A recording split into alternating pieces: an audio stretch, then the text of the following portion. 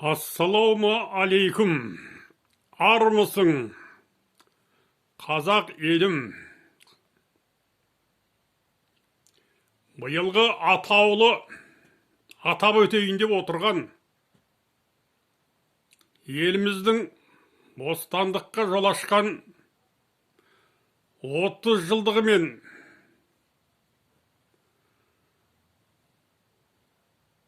ал тәуелсіздіктің конституциялық бекітілген еркіндігінің 35 жылдығын, яғни 86 жылғы 25 қазаннан бері қарай есептегендегі санақ бойынша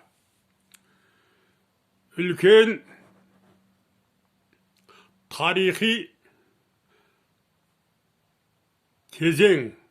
30-35 жылда біз не қылдық, не қандай жетістікке жеттік деген сауалдарға тұжырым беретін, нәтижесін шығаратын жыл. Ендеше мен тарихшы емеспін, ғалым емеспін, бірақтан ескі өз кешегі зұлмат замандарды өз көздерімен көрген,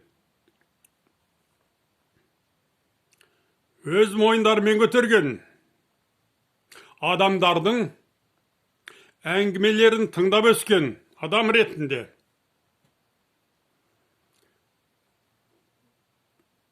осы атаулы жылды біз дәйекті зерттеп, оның бүкіл жік қатпарларын ашып, халыққа, жасөспірім ұрпақтарға айтуымыз, жария қылуымыз міндет деп есептеймін. Ақсақал ретінде. Біріншіден, біз Совет дәуірінен, яғни 1917 жылдан бұрынғы патшалық Россияның, империяның біздің қазақ халқына істеген зұлымдықтарын түгелде әшкере етуіміз керек. Бер қарай 17 жылдан бер қарайғы қолдан жасалған ашаршылықтар,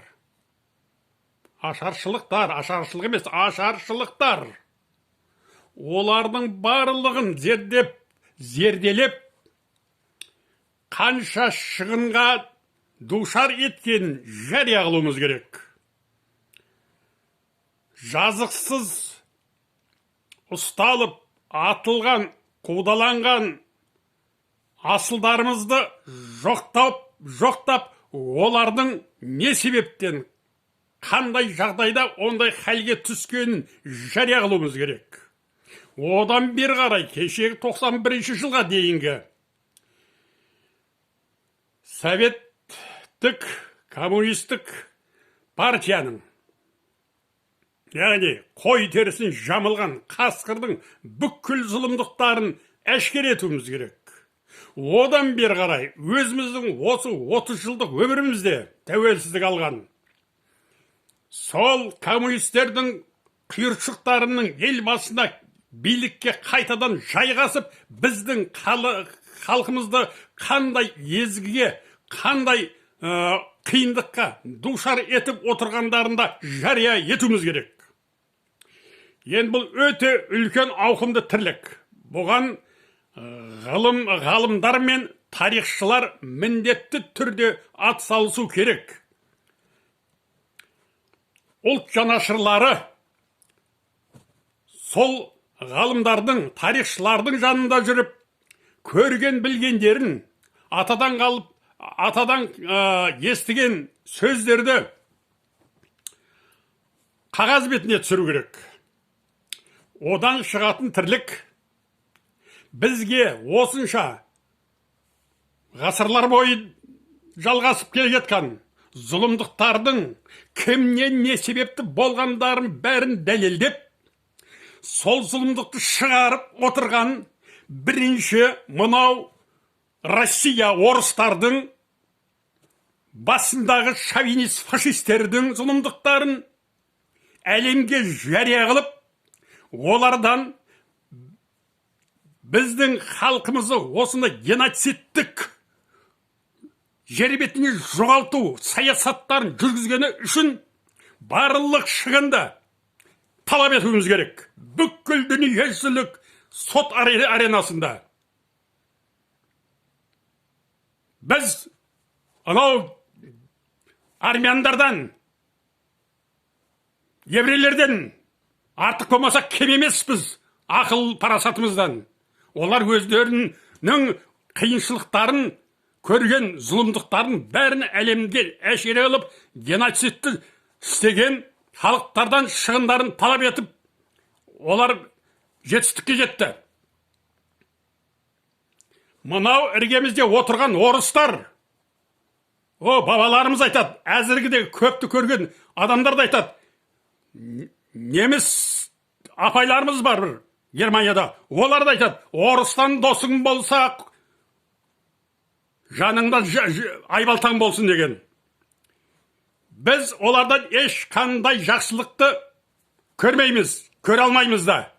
Көрдіңіздер ғой, мына Украиндар да бізден кем қиындық көрмеді емес, көрді оларда. Оларда миллиардтаған адамдар, миллиондаған адамдарынан айырылды. Қолдан жасалған ашаршылықтан.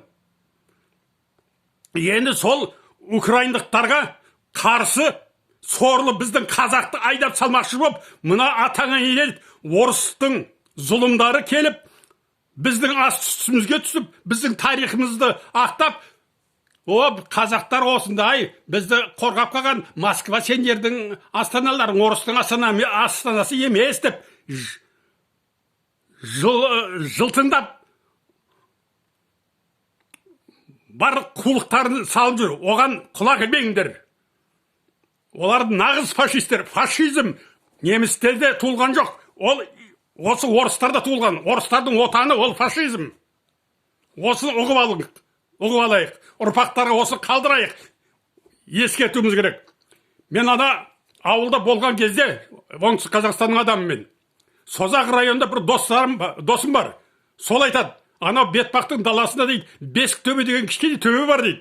Сөйерде, анау 32-ші жылдары анау арқадан ауған қазақтардың қырылған сүйектер төбе болып қалған о жерде дейді.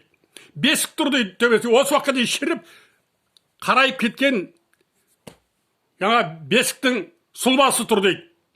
Сондай халқымыздың қырылған орындар, мекендеріне біз ескерткіштер орнатуымыз керек. Кәдімгі ескерткіштер, үлкен тас мүсіндермен ескерткіштер мәңгілікке ұрпақтардың есіне сақталу үшін барлық жерде істеуіміз керек. Көп ондай жерлеріміз. Аштықта мына Ташкентке барған кішкене жасөспірім балдарды ана итке лақтырған, нанмен асыраған зұлымдықтары, одан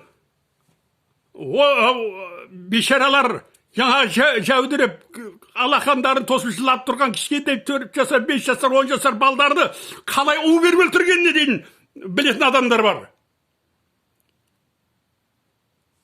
Біз осы тарихымызды міндетті түрде ұрпақтарға айтуымыз керек. Ұрпақтар білмесе, олар ертең қараңғы мәңгүрт болады.